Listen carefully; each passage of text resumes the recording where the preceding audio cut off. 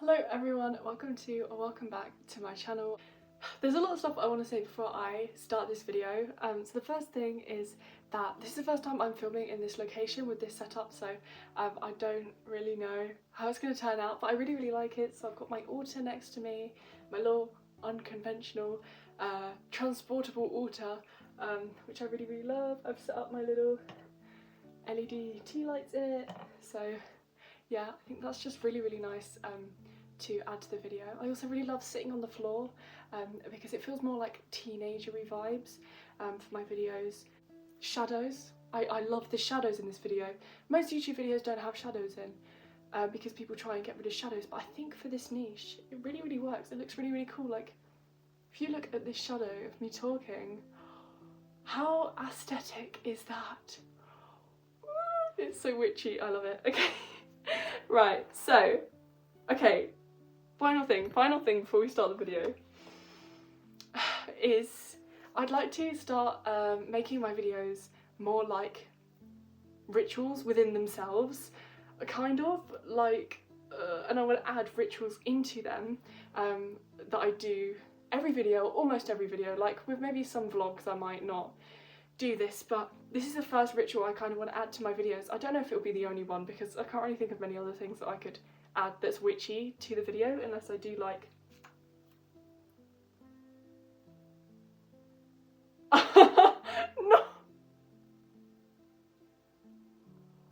no way, my pendulum just broke on camera. What are the chances of that? What are the actual chances? Actually, it's very likely because I never use my pendulum. I'm gonna be trying to fix that. Anyway, okay, we haven't even got on to what the actual thing is. It's probably quite easy to guess as a witch what this thing is I want to add.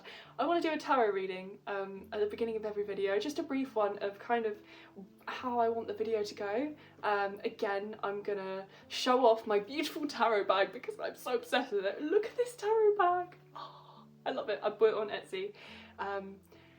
On this channel I try not to endorse consumerism, but with this tarot bag, like I just have to. I just love it. Okay, so we are going to be doing a reading. I've been using this tarot workbook, which I really want to do a video about. I want to talk about why I think this is the best way I've come across that you can learn tarot. The way that it's laid out, I love these workbooks. This is the third one I've got in the series, and I got this half price, and I just love a good bargain, you know? The Works is the best in the UK for witchcraft books, to an extent, because some of the books they sell are really bad.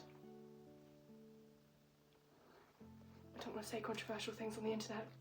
Okay, anyway, let's just read something. It's probably the most like hyped up, like in a crazy mood I've ever been for a tarot reading. That's probably not very good.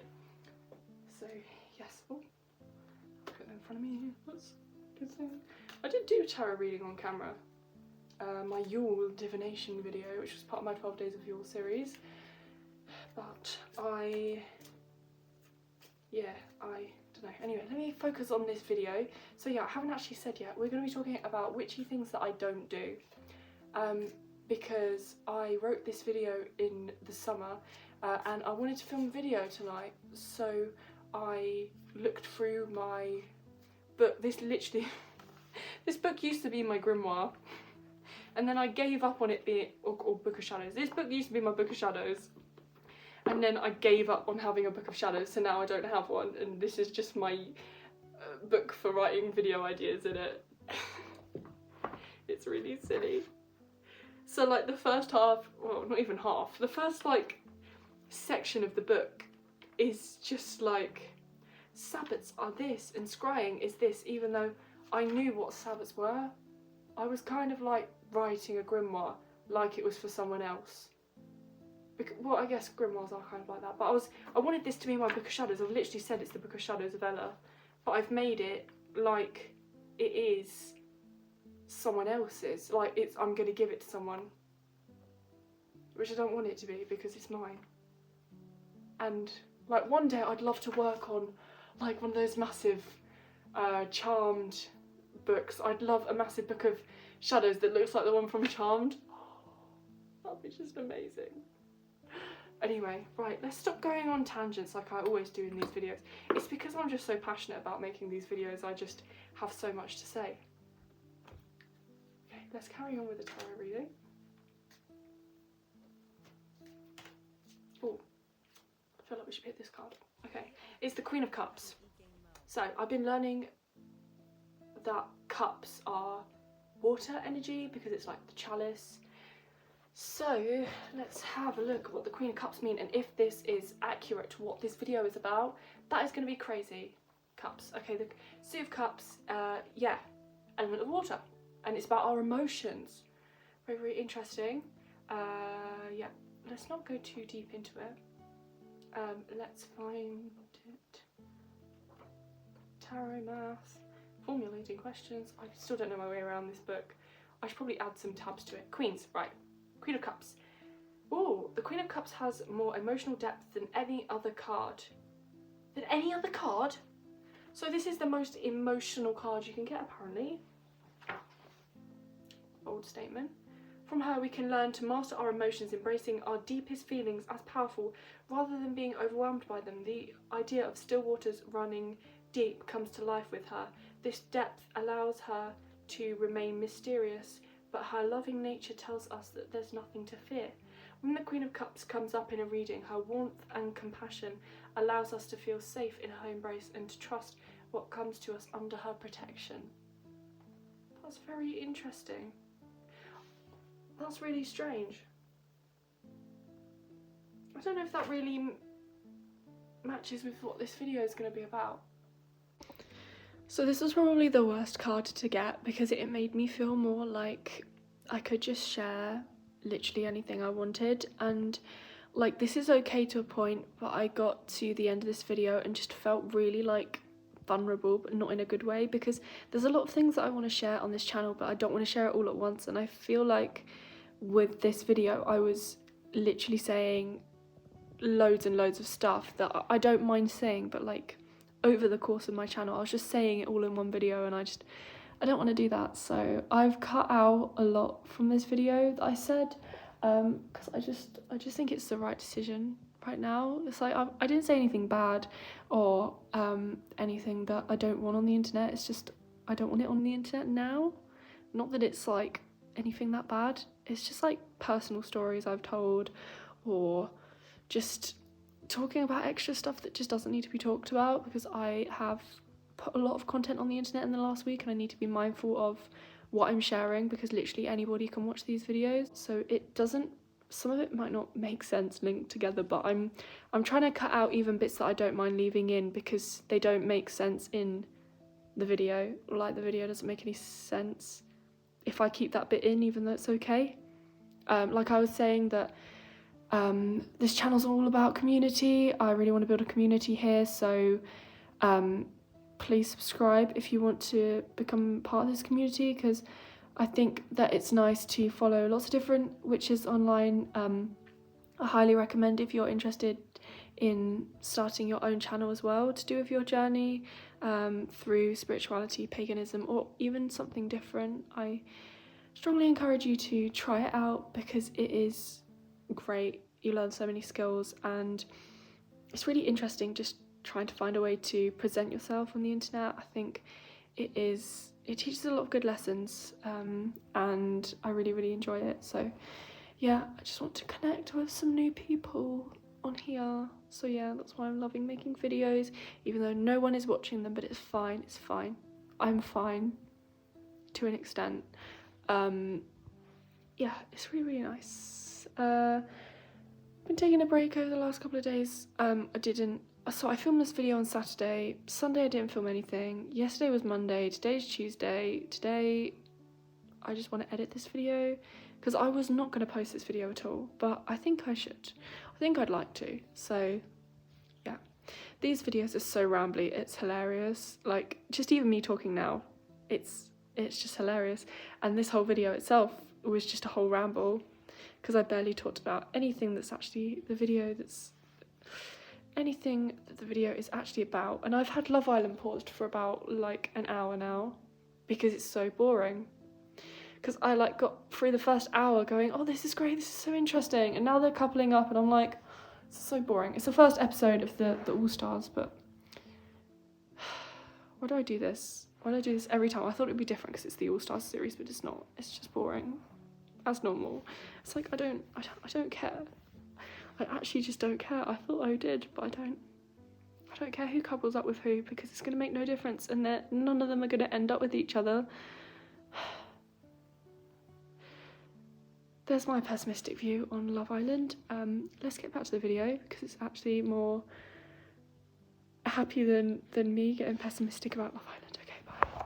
Okay, anyway, let's film this video. Now, this video kind of has a bit of a negative kind of vibe around it, and that's why I probably haven't, I probably wouldn't normally want to film it, but I'm going to make it into a positive, like each thing on this list. I'm going to try and make it in more of a positive light, not that like I'm too lazy to do these things or something.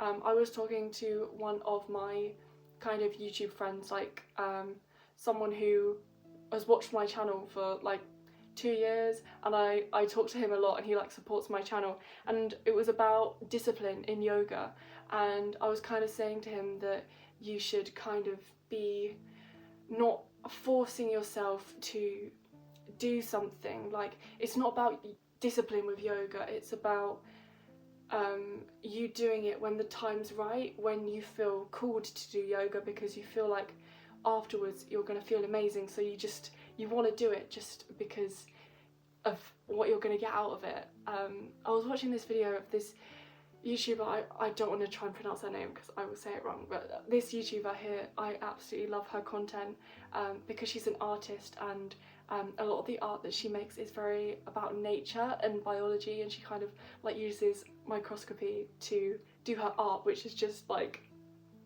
right up my alley, and I just love all of the spiritual type videos she did. And I just, on when was it? It was like, I know when it was, I just can't find the words to express what it means.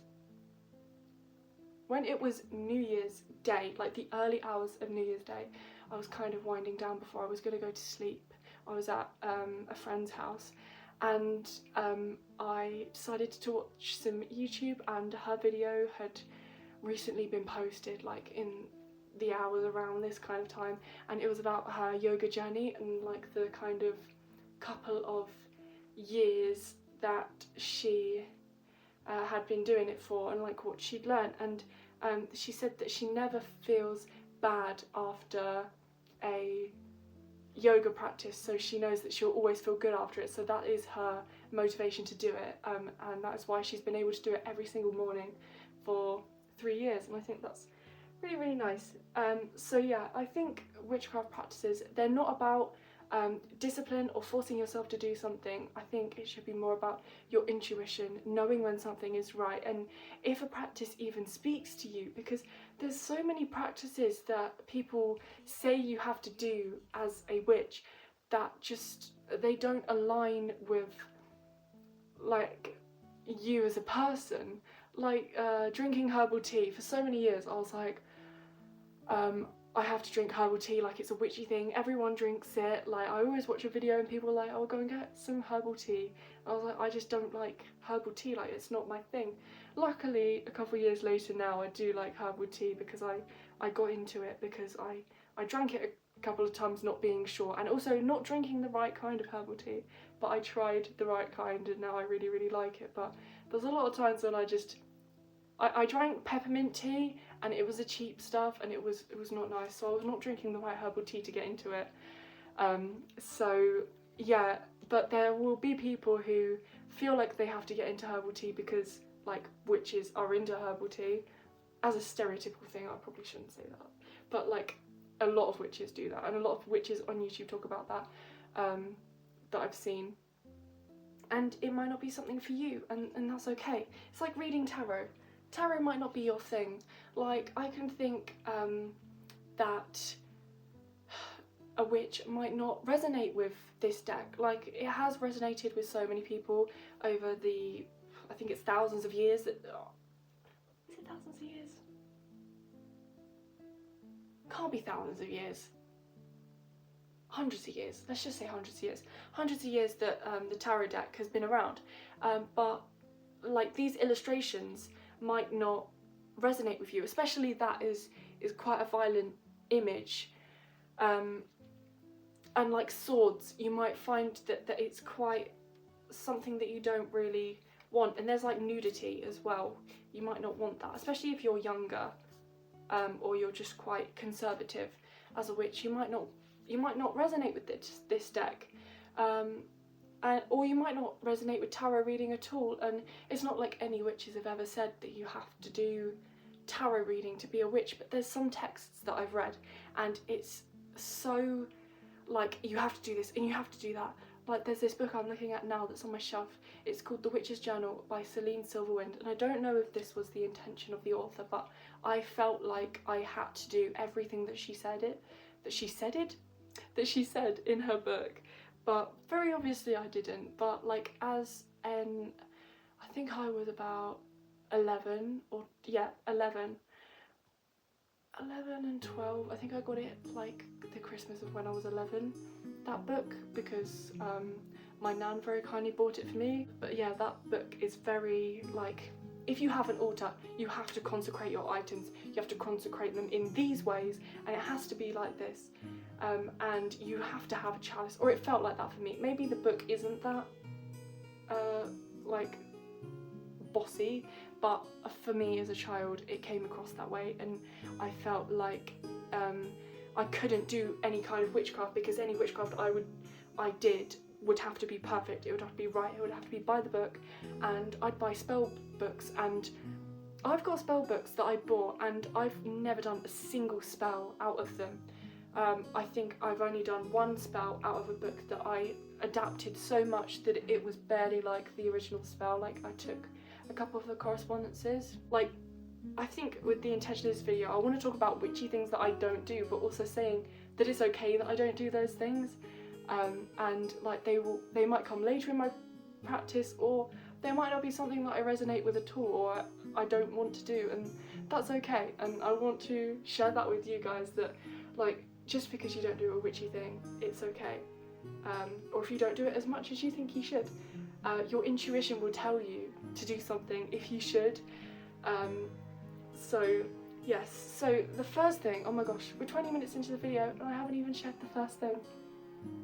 But I bloody love making these videos, so yeah, I have to do them in my way, or it's not going to be right, so I have to make it right for me.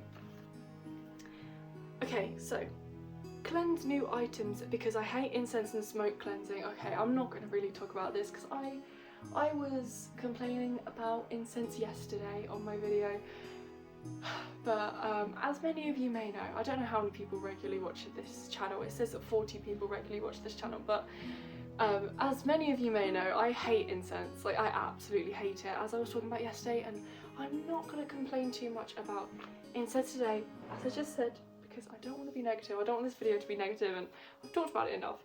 But yeah, it's really bad for your lungs.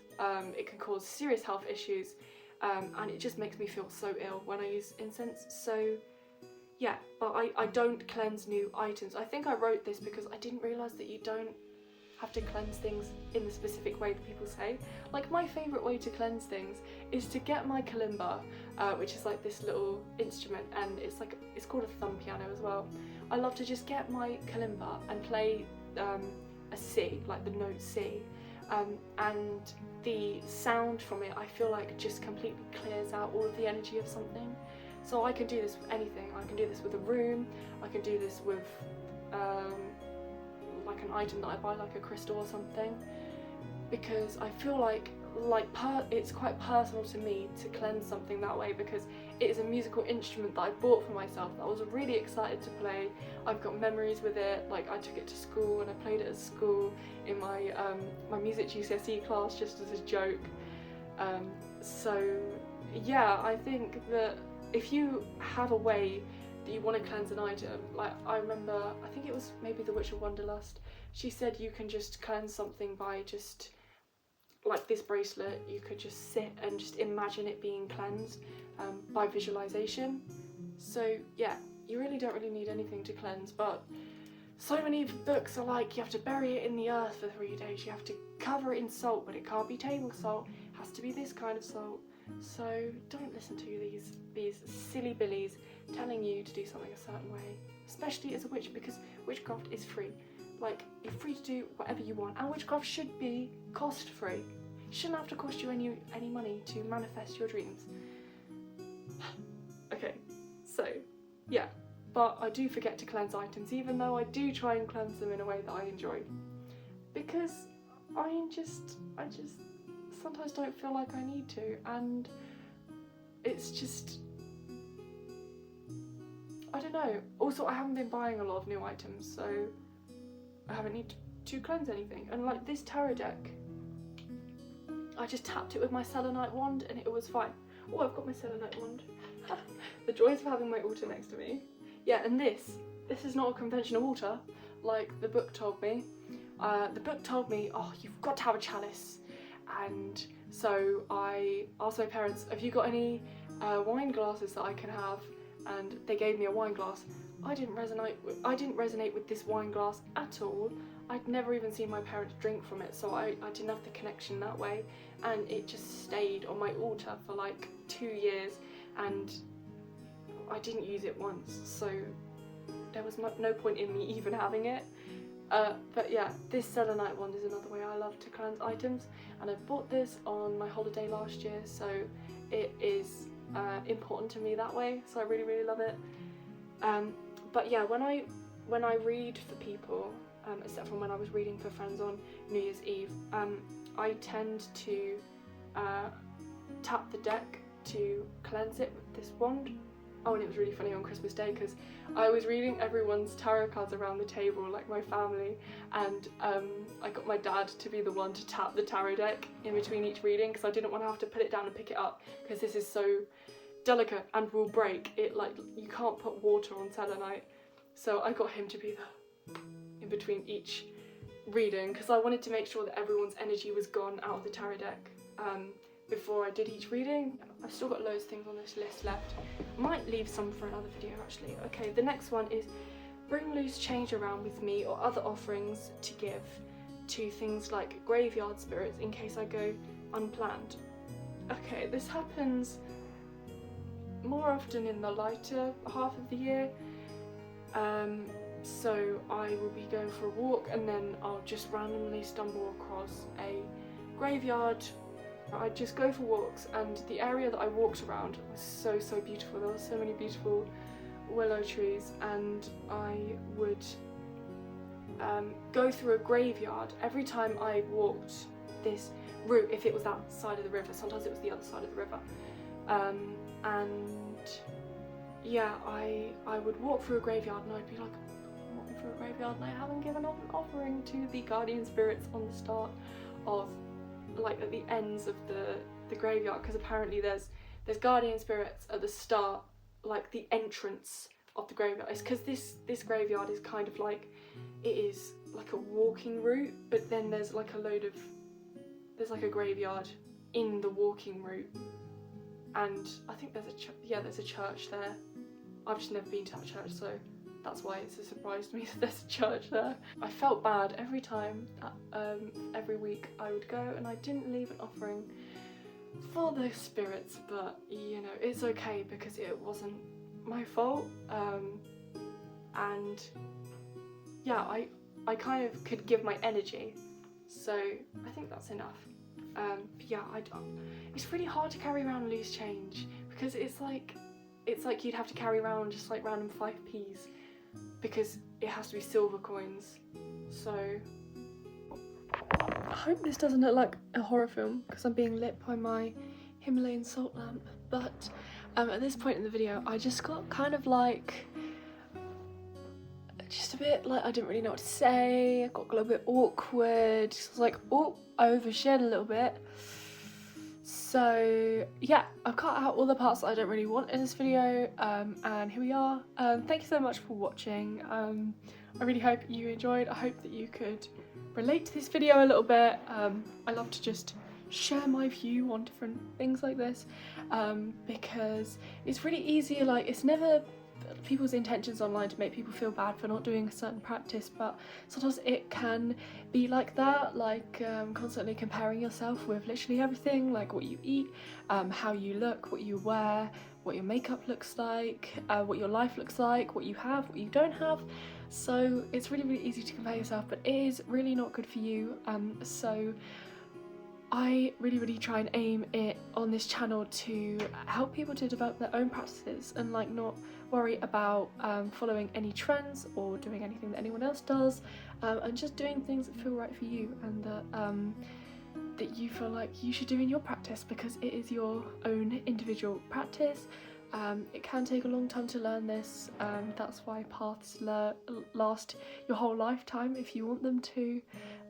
So like with this video, I feel like whenever I watch a YouTube video like this, I like a study video or like a video like this, I feel like, oh, after I watch this, like my life's gonna be changed, I'm gonna be fine, and I'm gonna be really motivated, and my whole outlook is gonna be changed. But just have a think about what I've said in this video, see what you relate to it, and like if your practice doesn't change after this video or something like that, then that's okay as well. Sometimes it can take someone telling you a message a certain amount of times for you to actually learn it, or sometimes you just have to learn that lesson by yourself, and that's something that has been a really important thing I've been learning lately. No matter how many times somebody can tell you something in loads of different ways, sometimes you just need to learn from failing or learn from having a good experience to find out what is right for you. So yeah, just wanted to share that at the end of this video. Yeah, as I said, I really hope that you enjoyed it. Hope it has inspired you to think differently about your practice. Please share this video with anybody that you think needs to hear it, and please let me know in the comments the witchy things that you feel like you should do that you don't do. I'd love to read them. Subscribe for more videos like this, like the video if you enjoyed it, as usual, all those YouTubery things, and I'll see you all soon for a new video. Bye!